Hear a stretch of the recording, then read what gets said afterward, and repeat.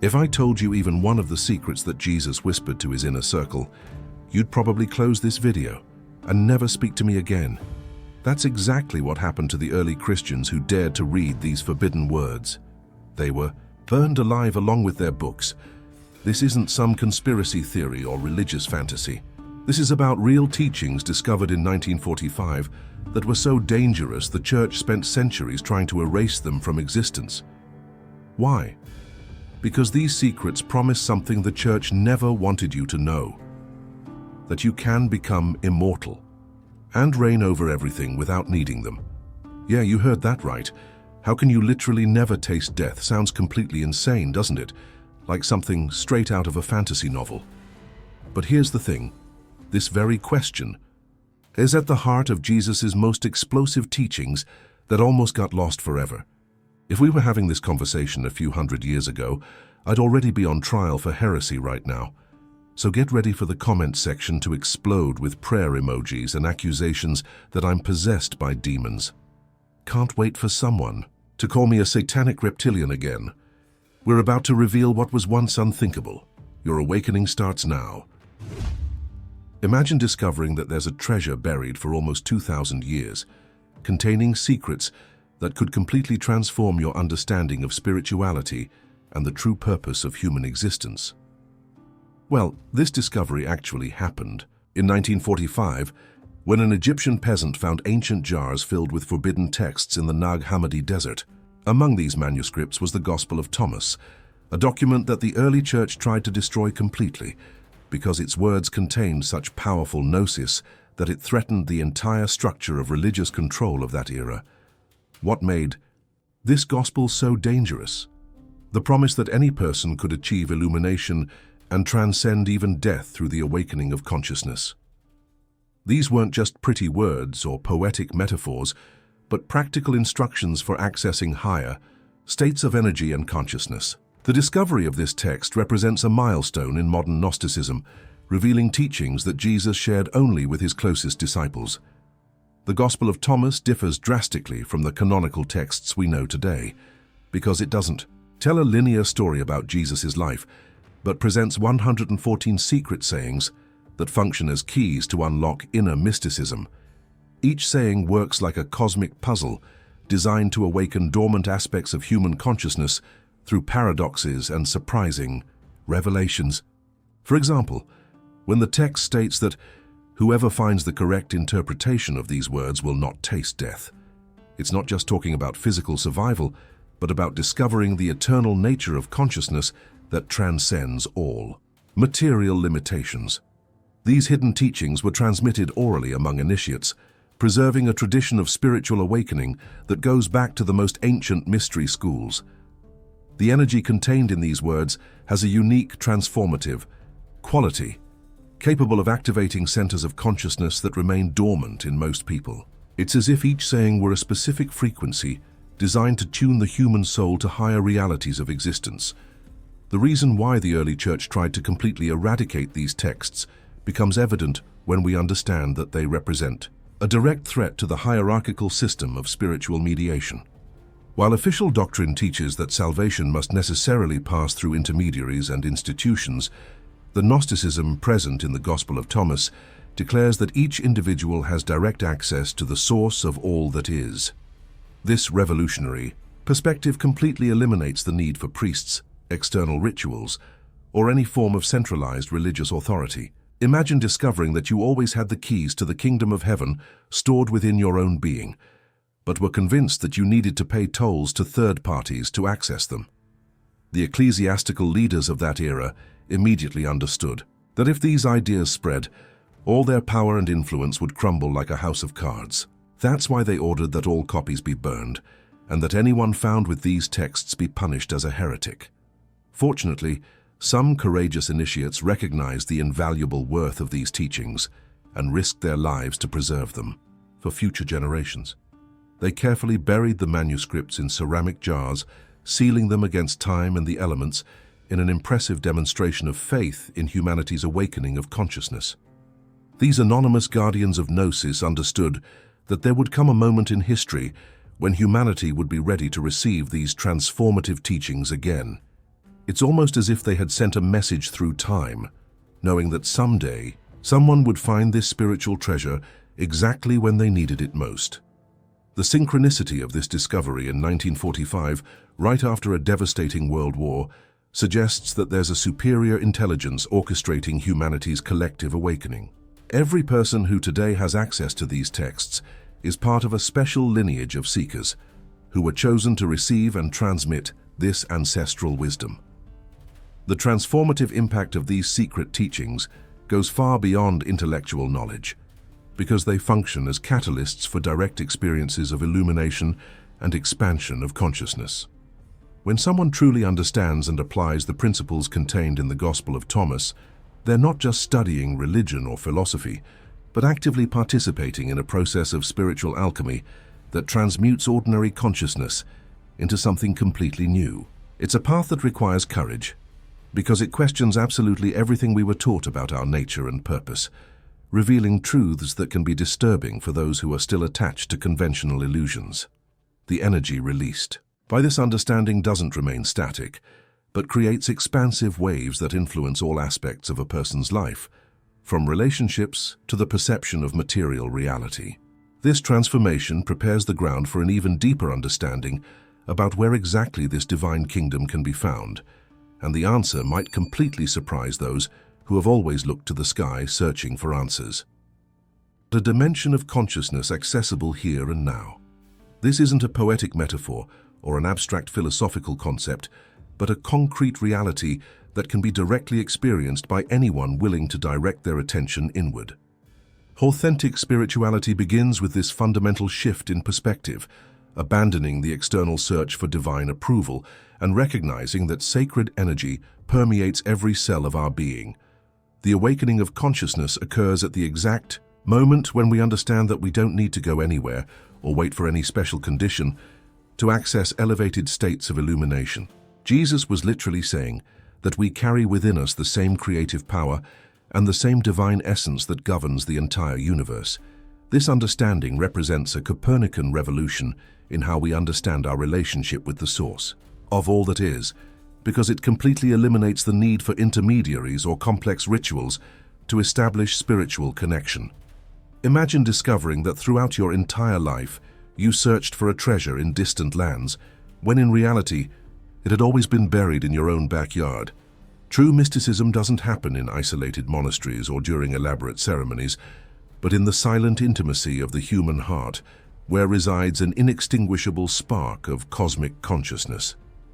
When Jesus stated that the kingdom is within you and around you, he was offering a master key to transcend all limitations imposed by belief systems based on separation and hierarchy. Gnosis isn't the privilege of a few chosen ones or canonized saints, but the birthright of every human being who decides to awaken to their true nature. Simple practices like contemplative meditation, where you simply observe your breath while mentally repeating, "I am an expression of the infinite source," can open portals of perception that reveal the constant presence of the sacred in every moment of existence. The resistance this revelation encounters in established religious structures becomes understandable when we realize that it instantly dissolves the entire apparatus of spiritual control built over the centuries.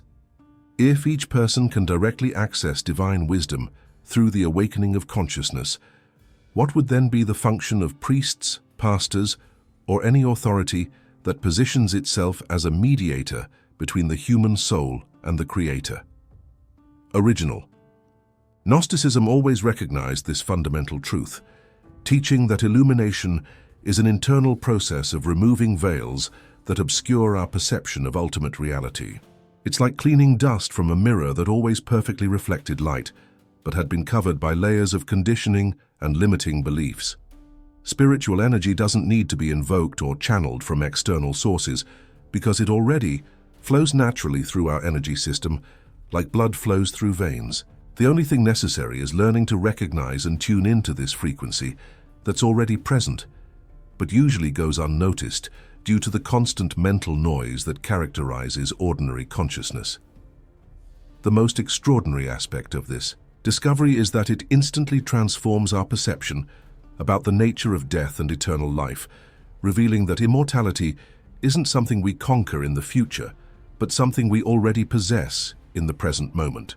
When we understand that our true essence is pure consciousness, and that consciousness completely transcends the limitations of the physical body, death becomes just a transition between different states of being, not the end of existence. Mythology. A cult ceases to be mysterious when we recognize that we've always had access to all dimensions of reality, but that we were programmed to believe in limitations that exist only in the conditioned mind. Practices like silent contemplation, where you ask yourself, "Who am I beyond my thoughts, emotions, and physical sensations?" can reveal progressively deeper layers of true identity. It's a fascinating process of spiritual archaeology, where each removed layer reveals more luminous and expansive aspects of your authentic being. The key is understanding that this inner kingdom isn't static or passive, but a dynamic dimension of infinite creativity that responds to our thoughts, intentions, and levels of consciousness. This revelation about the internal nature of the sacred kingdom prepares the ground for an even more disturbing discovery about our true identity. Because if the divine kingdom dwells within us, this means we're not simply creatures worshipping a distant creator, but conscious expressions of cosmic creativity itself, experiencing itself through billions of unique perspectives. Spirituality stops being about submissive humility before superior powers and becomes a journey of recognizing our active participation in the continuous creation of reality. When we directly experience this truth through deep meditation or spontaneous moments of consciousness awakening, we understand that we were never separated from the source, but that this separation was just an illusion created by excessive identification with temporary aspects of human experience. True mysticism doesn't seek to escape the material world, but to recognize that this world is a sacred expression of infinite consciousness playing with itself through infinitely creative forms. This understanding completely revolutionizes our relationship with ourselves and with all beings, because it reveals that behind every human gaze shines the same eternal light that constitutes our own deepest essence. Each person is a direct manifestation of the source of all that is, carrying within themselves the same creative essence that governs galaxies and orchestrates the cosmic dance of existence. This isn't a consoling belief or an inspiring concept, but an ontological reality that can be verified through direct experience of expanded states of consciousness. The awakening of consciousness happens precisely when we abandon identification with the limited personality and recognize our true nature as individualized expressions of infinite consciousness. Authentic spirituality doesn't seek to connect us with something separate from us, but to remove the veils of illusion that obscure our perception of the divinity we've always been. Jesus wasn't asking for worship, but offering a mirror so we could recognize our own divine face reflected in his. This revelation about our divine nature represents an existential threat to any system that profits from maintaining spiritual ignorance, because people who know their true identity can't be easily manipulated through fear or guilt. Imagine discovering that throughout your entire life you believed you were a beggar, when in reality you're the heir to an infinite fortune that was always at your disposal. Original Gnosticism always taught that the only difference between Jesus and any other human being is the degree of consciousness awakening, not some fundamentally superior or separate nature. When we understand that we are children of the living source, we're not claiming special status, but recognizing the universal reality that applies to all conscious beings. Divine energy isn't the exclusive property of historical figures or canonized saints, but the basic substrate of existence itself, manifesting through each breath, each heartbeat, each creative thought that arises in the human mind. Practices like contemplative repetition of the affirmation, "I am a conscious expression of the infinite source," can begin to dissolve the layers of conditioning that make us feel separated from our divine heritage. It's a gradual process of remembering who we really are, like a person with amnesia who slowly recovers the memory of their true identity. The resistance we encounter when embracing our divine nature usually comes from deep programming about humility and unworthiness that was implanted in our minds from childhood through educational and religious systems based on hierarchy and submission.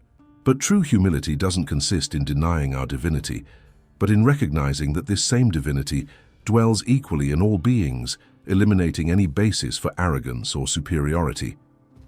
Genuine mysticism doesn't make us special in relation to others, but makes us aware of the specialness inherent in all manifestations of life. It's like awakening from a dream where you believed you were just a wave in the ocean, to perceive that you were always the ocean itself, experiencing itself as a wave. Illumination isn't a prize we conquer through good behavior or spiritual practices, but the natural recognition of a condition that never stopped existing. The occult becomes evident when we stop looking for our divinity in books, temples, or external authorities, and begin to directly investigate the nature of the consciousness that's reading these words at this exact moment.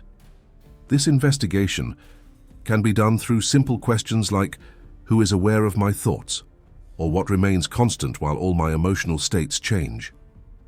Recognition of our divine nature isn't an end in itself, but the beginning of a cosmic responsibility that completely transforms our way of living and relating to the world. When we know we're conscious co-creators of reality, every thought, word and action becomes a sacred act of participation in universal evolution. We can no longer justify destructive behaviors by claiming human weakness or sinful nature, because we understand that we possess the power to consciously choose how to express our divinity through human form. The creative energy that flows through us isn't neutral, but responds directly to our level of consciousness and the intentions we maintain. It's like discovering that you were always the director of your own life movie, but were playing the role of victim of circumstances for not remembering you had the script in your hands. The awakening of consciousness leads us to take total responsibility for the quality of our experience, not through self-criticism or guilt, but through the empowering recognition that we have infinite capacity to transform our internal and external reality. Practices like creative meditation, where we consciously visualize ideal situations while maintaining the intention to manifest them, can begin to concretely demonstrate the creative power that resides in our awakened divine nature. This understanding about our true identity as incarnated divine beings establishes the necessary foundation to understand one of Jesus's most profound and transformative teachings, that the separation and duality we perceive in the world are illusions that can be transcended through conscious unification of the apparently opposite aspects of our experience. When we recognize our divine nature, we become capable of working alchemically with the internal polarities that previously fragmented and limited us. Gnosis isn't just intellectual knowledge about our divinity, but the practical capacity to integrate all aspects of our human experience in a harmonious synthesis that reflects the fundamental unity of existence. The next step in this awakening journey involves learning how to transform internal fragmentation into wholeness, creating within us the same state of unity that Jesus demonstrated and that constitutes the key to realizing our complete divine potential. The most powerful key to illumination revealed in Jesus' secret teachings transcends all conventional spiritual practices and dives directly into the heart of inner alchemy, the conscious unification of polarities that fragment our experience of totality. When Jesus taught about making the two become one, he wasn't offering an abstract philosophical concept, but practical instructions for the reintegration of aspects of consciousness that were artificially separated through social and religious conditioning. Gnosticism always recognized that separation is the root of all human suffering, and that the reunification of these internal polarities is the direct path to experiencing the unified consciousness kingdom that constitutes our original nature. This isn't a theory about spirituality, but an interior technology capable of radically transforming the quality of human experience through the awakening of consciousness to the non-dual nature of reality. The energy that arises from this integration possesses a unique transformative quality, automatically dissolving the internal conflicts that keep most people trapped in repetitive patterns of fragmentation and limitation. True mysticism has always been about transcending the illusion of separation through direct experience of the unity underlying all apparent oppositions. The fragmentation that characterizes ordinary human consciousness manifests mainly through polarization between masculine and feminine aspects, light and shadow, spirit and matter, mind and heart, creating an internal civil war that consumes enormous amounts of vital energy. Imagine an orchestra where half the musicians play one symphony while the other half plays a completely different song. The result is cacophony instead of harmony. The awakening of consciousness happens when we learn to consciously conduct this inner orchestra, coordinating all aspects of our psyche in an integrated symphony that reflects the natural harmony of creation. For example, when a man learns to honor and integrate his sensitivity, intuition, and nurturing capacity without losing his strength and determination, or when a woman embraces her power, assertiveness, and independence without abandoning her compassion and receptivity, they're actively participating in the unification process that Jesus described. Gnosis doesn't seek to eliminate these polar qualities, but to create a dynamic synthesis where they complement and mutually potentiate each other. Practices like polarity meditation, where you consciously dialogue internally between your masculine and feminine aspects until finding a point of balance and integration, can begin to reveal the transformative wisdom contained in this teaching. Shadow. Integration work represents perhaps the most challenging, but also the most liberating aspect of this unification journey, because it requires that we honestly confront all aspects of ourselves that were repressed, denied, or projected onto others. The shadow isn't composed only of negative characteristics, but of any aspect of our totality that was judged unacceptable by family, society, or religious systems. Many spiritually oriented people carry in their shadow qualities like healthy anger, creative ambition, natural sensuality, or personal power, having been conditioned to believe that these energies are incompatible with spiritual life. The occult becomes evident when we recognize that our shadow isn't our enemy, but a repository of vital energy that was temporarily exiled and awaits conscious reintegration. Practices like active dialogue with the shadow, where you write conversations between your conscious personality and the rejected aspects of yourself, can reveal unexpected treasures of creativity and authenticity that were blocked by internal fragmentation. Illumination doesn't happen through purification or elimination of inferior aspects, but through loving integration of the entire range of human experience in a conscious and harmonious unity. The unification of opposites also manifests in transcending the polarity between spirit and matter, revealing that authentic spirituality doesn't require escape from the physical world, but conscious sacralization of all manifestation through recognition of its inherent divine nature. When Jesus taught about making the interior like the exterior, he was pointing to a state of consciousness where no separation exists between spiritual and mundane life, because all experience becomes an opportunity to express and experience our divine nature. This means that washing dishes can become as sacred as meditating, that earning money can be a spiritual practice as much as praying, and that intimate relationships can be paths of consciousness, awakening as valid as monastery retreats. Divine.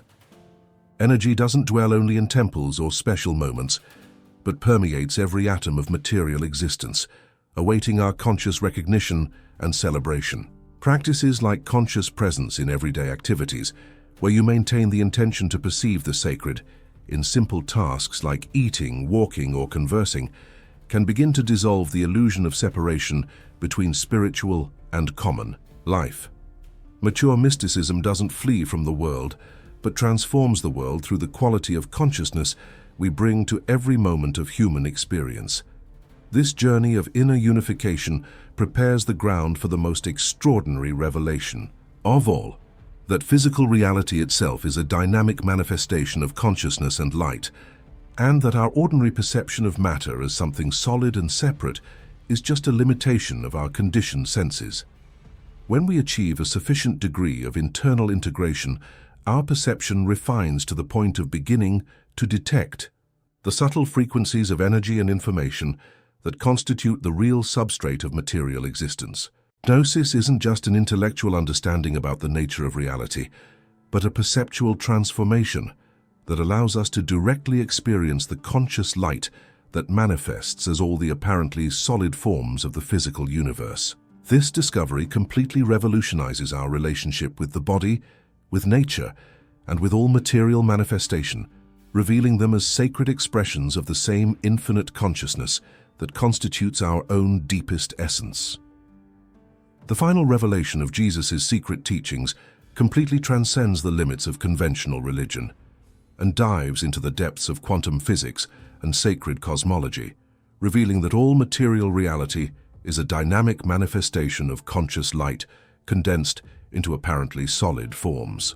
When Jesus declared, "I am the light that is above all things," he wasn't making a metaphorical statement about his spiritual nature, but revealing a scientific truth about the fundamental constitution of existence that only now modern science is beginning to understand.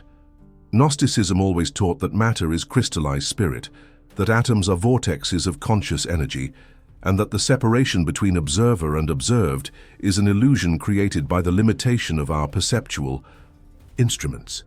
This understanding completely revolutionizes our relationship with the physical world, transforming every moment of sensory experience into an opportunity for direct communion with the source of all that is. The awakening of consciousness, too. This fundamental truth instantly dissolves the illusion of separation between spirit and matter, revealing that we live within a living, conscious, and infinitely intelligent universe. Spirituality stops being about transcending the material world and becomes about recognizing the sacred nature inherent in all physical manifestation. The discoveries of quantum physics in recent decades have systematically confirmed mystical teachings that remained hidden for centuries, revealing that fundamental reality consists not of solid particles, but of waves of probability that materialize only through conscious observation.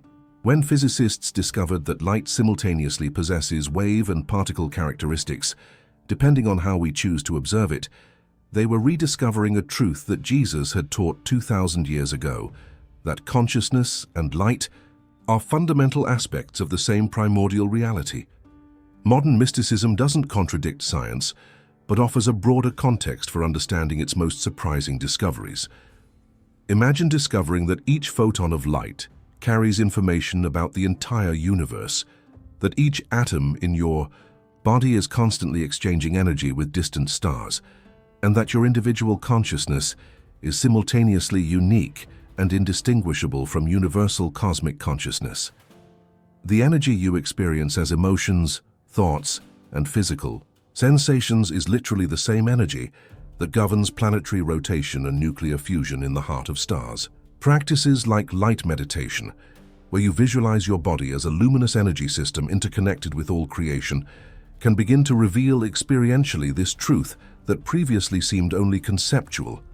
Understanding that we're literally made of condensed light radically transforms our perception about health, healing, and the potential for conscious transformation of physical reality through directed intention and consciousness awakening. When we recognize that our body is a hologram of intelligent light, constantly recreated by our consciousness, we understand that we possess capacities for self-regeneration and transformation that completely transcend the limitations imposed by mechanistic medicine. This doesn't mean denying the usefulness of conventional medical care, but recognizing that it represents only a superficial layer of a much deeper and multidimensional healing process. Gnosis reveals that all disease is fundamentally an imbalance in the harmonious circulation of luminous energy through our physical, emotional, and mental systems, and that true healing happens through conscious restoration of this energetic harmony. For example, practices like conscious breathing combined with visualization of golden light filling every cell of the body can activate natural healing mechanisms that remain dormant in most people. The occult becomes practical when we learn to consciously work with the subtle frequencies of energy, that constitute the real infrastructure of physical, emotional, and mental experience. This perspective on the luminous nature of reality also reveals why illumination is literally called illumination. It's not a poetic metaphor, but a precise description of what happens when individual consciousness recognizes its fundamental identity with universal cosmic light. In the deepest states of meditation and spiritual awakening, many people report direct experiences of perceiving themselves and all reality as composed of living, pulsating, and infinitely intelligent light. These aren't hallucinations or products of imagination, but glimpses of the true nature of existence that our ordinary perception filters and condenses into apparently solid forms. Authentic spirituality is essentially a process of perceptual refinement that allows us to detect increasingly subtle frequencies of the luminous reality that was always present, but remained invisible due to the limitations of our conditioned senses. Mysticism isn't escapism from reality, but penetration into deeper and more fundamental layers of reality that transcend superficial appearances. Practices like silent contemplation of nature, where you allow your vision to relax until perceiving energy, halos around trees, plants, and stones, can begin to train your perception to detect the luminous dimensions of existence that normally remain invisible. When we completely integrate this understanding about our nature as individualized conscious light, experiencing itself through billions of unique forms, we achieve the state of consciousness that Jesus called reigning over everything, not as external domination, but as recognition of our creative participation in the continuous manifestation of reality. We understand that we were never passive victims of external circumstances, but active co-creators of every aspect of our experience through the quality of consciousness we maintain and the energetic frequencies we choose to transmit. The energy of our conscious attention is literally the creative force that shapes material reality. And when we align this force with the wisdom of the awakened heart, we become conscious instruments of cosmic evolution.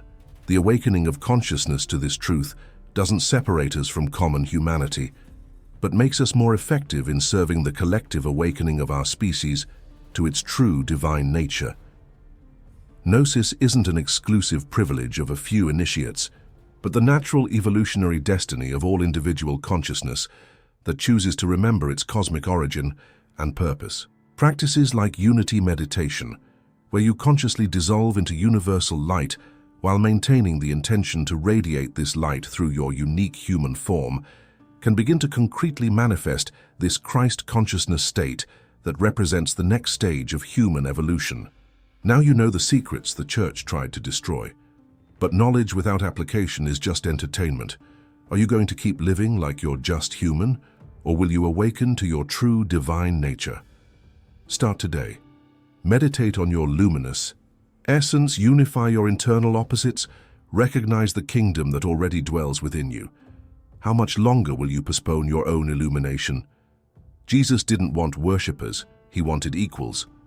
Do you have the courage to become who you really are? Stop seeking external salvation and awaken to the Creator that you've always been.